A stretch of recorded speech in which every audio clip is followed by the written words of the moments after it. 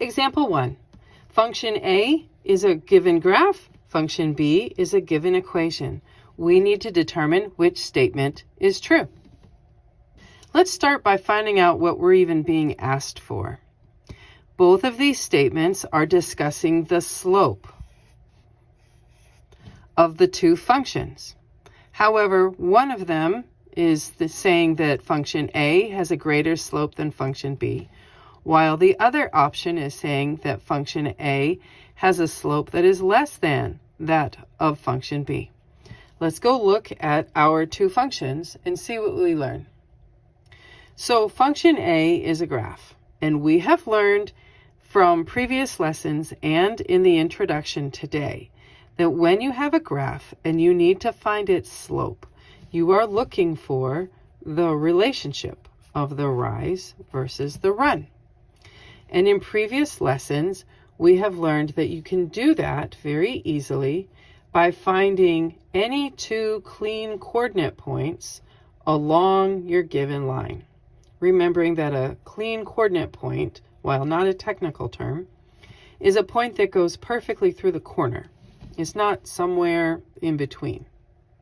All right, so we are going to now look at any two of these clean coordinate points. And I have decided that we will use these 2 points right here. Build our right triangle, and we remember that we are looking at the rise versus the run, and you simply count them up. So our rise is 1, 2, 3, 4, 5, 6 units, while our run is 1, 2, 3 units. So we also remember that there was a silly story about how to determine if a slope is positive or negative. And we said there was a man on the left side of the line, and he died, heard the voices, saw the light, followed his path, and the direction that his path travels is determining whether or not this is a positive or negative slope. So this man follows his path, and he is going up to heaven. This is very much a positive slope.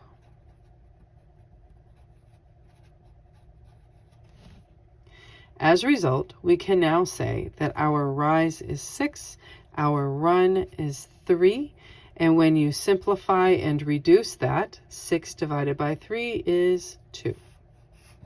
All right, now that we know the slope of our graph, which took a little bit of doing, but not bad, we can go ahead and find the slope of our function B equation.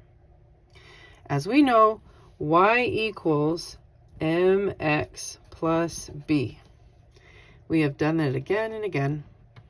And it is the m location that we are looking at, as m represents the slope. Therefore, for function b, our slope is 5. So now it is finally time to go ahead and grab our answer.